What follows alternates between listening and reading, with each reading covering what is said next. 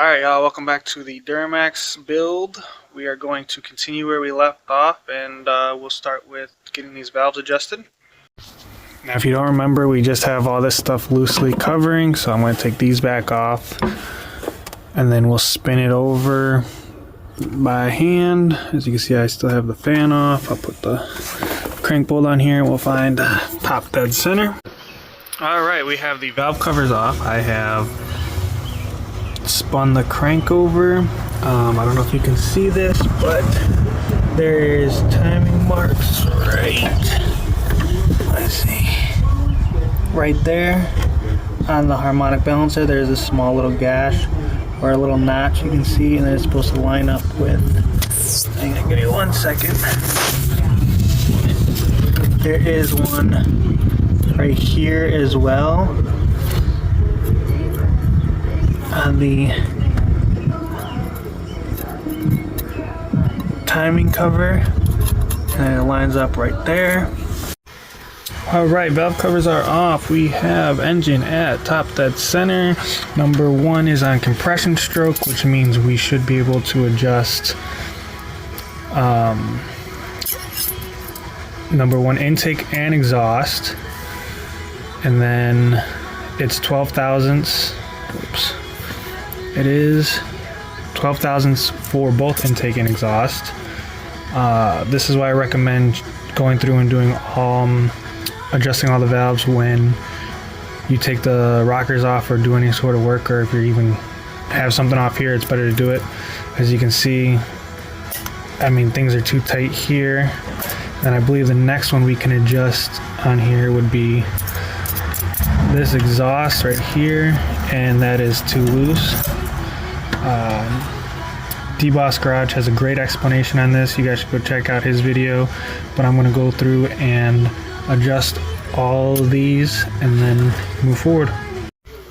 Now to adjust the valves, you're going to break this nut loose right here, and then you will use this screwdriver to loosen and tighten, and then you're going to want to tighten back up the nut once you get to 12 thousandths. And you're going to want a slight drag, as you see here. You don't want it too tight to where you're forcing it in there, but at the same time you don't want it too loose. So if you can put a 13 thousandths in there, you're too loose. Okay, so you can do intake, exhaust, intake, and then exhaust all the way at the end on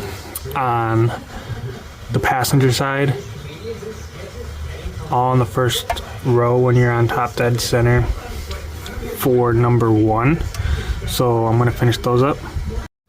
Alright, once you finish up on the passenger side, you can switch over to the driver's side and do exhaust and intake right here and here. This is all still on number 1 cylinder, and then we can rotate it 360 degrees, and then I'll show you. Let me do these and then I'll show you what ones we can do after that. So that's finished. I'm going to take this and I'm going to spin it over 360 degrees. Okay, now that we have it spun around 360 degrees, we can do, we're on the passenger side, and we can do exhaust, and then intake, which that one's pretty tight. Well, let me get those done, and then I'll show you what we can do on the other side. Alright, now we're back on the driver's side, so we can do intake, exhaust, and then all the way at the end. And then I have to go back, and this way you always go back and double check your work, because I have to do 360 again and do this first exhaust because I missed it. But we're going to go through and rotate the whole engine a couple times and just check them all several times. So let me get these done, and then I'll rotate it, and like I said, check them all after that. Are you being a good boy? I apologize for that horrendous illustration of how to do that, but I went through and fixed the one I missed, and I checked them all. I rotated the engine a few times. Like I said, D-Boss Garage has a better video of it but I'm just going to keep working here and going forward. I'm going to put on the injector harness. I'm going to put some RTV here and here on both sides, and then I will RTV the upper valve cover and finally get that installed. So let me do that. Okay, I have the injector harness with some RTV on it. It's gonna go right in there.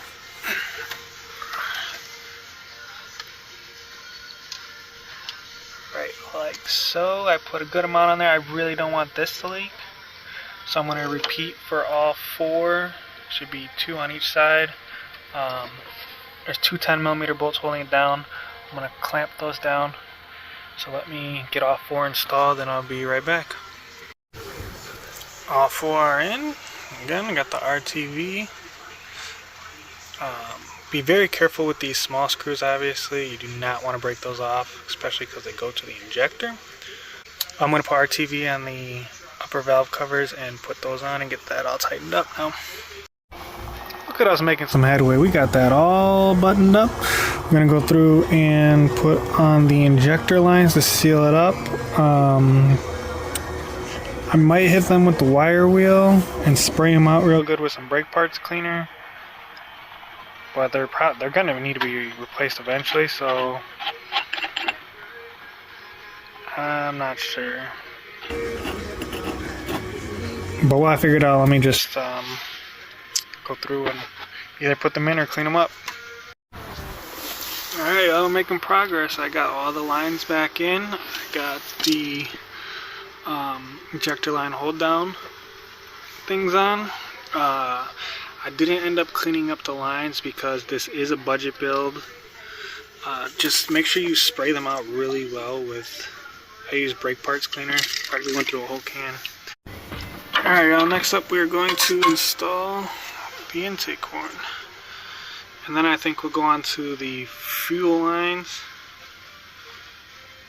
Yeah, we'll do the intake horn because the fuel lines are going to sit on top, and then bolt down to that. So let me get that installed and then I'll let you know what's next. Check it out, we're cooking. We got that installed. I'm going to try going on to the hard fuel lines next and see if that is where we're going to go. I might have to put the brackets on and everything else. Oh, I do. Alright, y'all, we're moving on to the thermostat housing. That goes across because we will have to bolt the hard lines down to the top of the thermostat housing. So I'm going to get these gaskets changed, and then the little O-ring right there. So once I get that done, I will put it back together and show you where we're at. Alright, y'all, I messed up, so hopefully you guys can learn from my mistakes. Let me flip you around. As you can see, I have all the lines on and the crossover pipe. But this right here, this coolant pipe goes behind and goes into here, so it goes behind the crossover pipe. Goes up through here and connects to the back of the turbo over there. So that was my mistake. I'm gonna try and take off the coolant crossover pipe or the thermostat housing, whatever you want to call it, and see if I can slide it through, because I'm pretty sure it goes underneath these lines. If not, I'll loosen them up, put those on, and then there is a hose clamp down there on that small piece of hose. So I really hope you guys learn from my mistakes, because that probably just set me back some time. But I mean, it's got to get done now, so let me try to fix it, and I will let you know what I did to fix it. Remember, learn from my mistakes. Alright, y'all, that was not fun, so please learn from my mistakes. So I had to take off the crossover pipe for the thermostat housing. I had to take off the oil filled tube. I had to loosen up this fuel line because this coolant line goes underneath it and it slides back up into the turbo and is bolted down here to the intake plenum, and then it's also bolted down to the timing cover right here. So let me get this tightened back up and then we will reinstall the crossover yet again. Boom, we are cooking, my guys. I highly recommend replacing this if it's not a budget build. I mean, even with the budget build, I should be replacing this because it's going to be a pain to change this soft line. Sorry, big truck, I love that noise. The big turbo whistles. But yeah, I highly recommend changing this if you guys are going to be here anyways. But funds are extremely tight, so I'm going to have to send it. So I got it routed all the way up. I still got to tighten it up here on the plenum. And then tighten this up. And then I'll let you know where we go from there. So we got it all buttoned up. I think I'm going to put on the fuel filter housing with the fuel filter and the FICM. Alright, so it has been a few months since I actually touched this truck, so I could be doing this completely backwards, but we're going to figure it out together, because I'm pretty sure at one point I need to put the injector harness on. But I'm going to plug in everything that I think needs to be on before it gets plugged in. That's why I'm going to go with the fuel filter housing, the FICM, and probably the glow plug relays. So yeah, let's just get it done. Huge shout out to GM, your boy messed up. I actually put the upper valve covers on the wrong sides, and we are shouting out GM because they are interchangeable. So I had to, there was a stud here. I'm removing this stud because it goes over here to hold the fuel lines up, and then I'm just going through and changing all of the bolts I had in and switching over, just flip-flopping them around. But there's another mistake you guys can learn from. Pay attention. Shout out to GM. Thank you. Let me get this taken care of. Alright, I would not be able to make it through all these mistakes without this emotional support doggy. Alright, we're still cooking. I got everything on this side all set up. Fuel lines tightened up over here. FICM's on. Go switch over to this side. If you guys remember, I took off the heat shield and this exhaust up pipe, so I'm gonna put that back on. Yeah, that's what I'm gonna do next. Let me get a gasket, wire wheel the bolts, and put that back on. Alright y'all, as you can see, we have that tightened up, and then we have the heat shield tightened up as well. So now we will go ahead and put the glow plug relay back on, and then I think will be time for the harness. But let me get that installed first and double check. Alright guys, I got the whatchamacallit, the glow plug relay harness back on, or not the harness, but the glow plug relays back on. As you can see right there, I don't have the fuel lines connected yet because I'm gonna leave the leave it for space to put the harness on. Just make sure you double check everything. Just make sure you double check everything because I almost made another mistake. So please pay attention, double check all your fittings, your hoses, make sure everything's tight. I'm going to go through and check everything, and then I think I'm going to put on the harness next. Alright y'all, I have triple checked everything, and I'm sure there's more I missed, but I'm going to install the harness now, and then hopefully we can start putting back together the front end, and hopefully, knock on wood, we might get to fire this thing up. Probably not tonight, but let me get this harness installed. Alright guys, we are still cooking. Check it out, we got the harness back on. I left this loose because I'm pretty sure I'm going to take this off too, because we still have the intake horn. So I'm going to leave this loose because I'm going to have to snake it in there. But we are definitely getting on the home stretch. We have the alternator bracket with the alternator, the power steering pump bracket with the AC compressor, the fan, obviously the belt. We got some hoses we got to connect up here, but we're on the home stretch. Alright y'all, we're about to find out if I messed up. I need to put the intake horn on, but as you see, I already put the harness on, so not a lot of room. I'm gonna try to sneak it on. I'm probably gonna scrape off this gasket and replace it for no leaks. So let me scrape that off and let you know how it goes squeezing it on. I can move it a little bit, but with everything kind of plugged in, might be a little tricky. So let me give it a try. Sorry, I forgot the FAR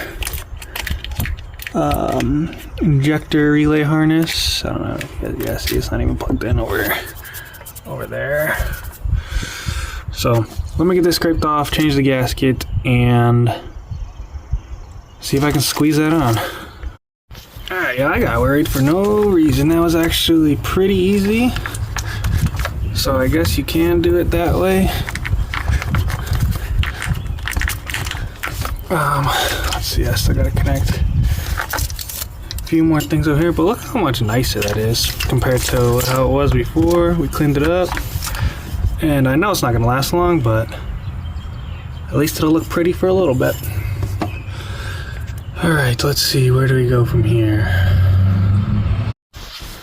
So we got this clip back in, this tightened down, we got the glow plugs put back. If you're wondering which one goes to what, red goes on top, black goes on the bottom, and then the one coming off of the battery thing goes to your alternator. So we are going to keep moving forward and put on the brackets. Alright, so we have the alternator bracket installed, fuel pressure port, fuel pressure tester port, whatever you want to call it.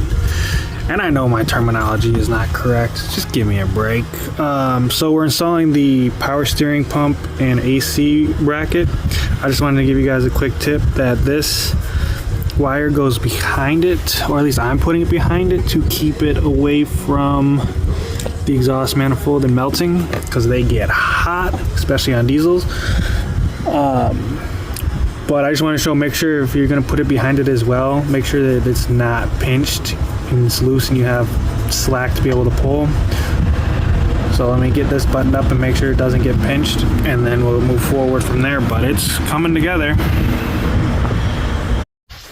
Alright, I'm sure most of you guys saw that as a bad idea. So I put the power steering pump on, the brackets. Actually, I'm still tightening it up. As you see, I got the socket down there. I'm just going to tuck it out of the way, that wire, and I'll zip tie it away from the exhaust manifold somewhere down there.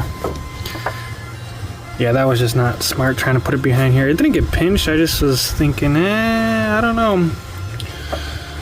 Plus, if I need to get to it, remove it for whatever reason, at least it's easy access to get to it now. I don't have to take off the whole front end.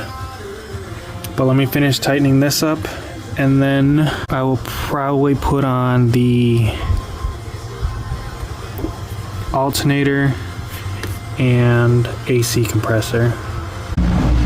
And the thermostat housing. I'm going to change these gaskets for the thermostats. Still making progress.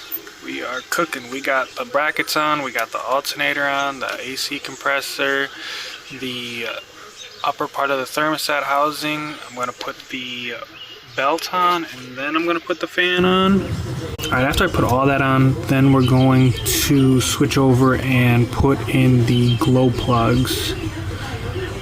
Before I do that too, I will put this ground on up here. But let me get the belt on and the fan on, ground on, and then we'll switch over to the glow plugs. Well, I messed up again. As you can see, the fan needed to go on before all of that. Now I gotta take off this upper shroud, which isn't that big of a deal. Just one more step setting me backwards time-wise. So, like any insane human being, I'm going to procrastinate on that and do the ground and move on to the glow plugs. So we're over here on the passenger side because it's going to be the easiest. We will be using the cheapest glow plugs we can find, which I got these off of Amazon. I don't even know if these have a part number. We'll see if it blows up. I really hope it doesn't, but let me go ahead and get these all in. I will be throwing anti-seize on these because that is a big issue with them. So I'm gonna use anti-seize liberally and then put these on. Glow plugs are in, the glow plug strap is on, and we have the glow plug little wire harness on. While we were on the passenger side, we went ahead and put the that thing back on. And then I have wire I gotta fix that goes to the water separator on it goes to the bottom of the fuel filter housing. Oh, I still gotta tighten this up. So let me connect that. I'm gonna tighten this up before I forget, and then I'll fix that stuff, go on the other side, and we'll do the other side glow plugs and the glow plug strap and harness. The driver's side does not look as fun. We do have two. One will go here. So there will be one on the front, and then there will be another one. Let me see if I can find it right there. Right there will go on the back one. But let me get these glow plugs installed. Like I said, I'm going to apply anti-seize liberally, and then I will put those on. You guys, I'm on fire with the mess ups. Like, seriously, if it was a betting thing, I'd bet the over. You see that little piggy? I had to take off the steering shaft to get that last glow plug in. So if you made it this far, please keep watching and just learn from my mistakes. Let me keep going. Alright, the steering shaft does not want to budge, so I have it soaking right now so I can... Lost my choo-choo. I do have it soaking so I can slide it up. So while it's soaking, in the meantime, I will take off this, put the fan on, and continue assembling what I can on the passenger side. And then I'll come back to that, see if I can get it slid up. We got the fan on. I gotta put the shroud back on, the transmission control unit, and we have the PCV valve hooked up and the intercooler piping on the passenger side. Let me snap all that back together. We got it all back assembled. Gotta tighten down. Let's see, I still have not put that last glow plug in. I'm going to let it soak. Give me 1 minute. Alright, y'all, this video is getting pretty lengthy and I'm letting that soak, so I'm just gonna call it here for this video. So I'm gonna make this a 2-part series. This is part 1. If you want to continue it through the 500,000 mile cheap build, I think it's like part 4 or 5. But yeah, if you guys made it this far, I know you're probably tired of hearing it, but could you please hit that like, comment, and subscribe? Which I get it, it's really annoying, but I'm still relatively new. I did take some time off, so if I'm back to that awkward stage, that's probably why I'm getting used to it again. But yeah, like I said, it is pretty annoying, especially for people who are already established as YouTubers. I mean, come on. But yeah, if you could hit that like, comment, subscribe, and stay tuned for part 2 of the reassembly part. And I think it's like part 4 or 5 for the entire build. But thanks for watching.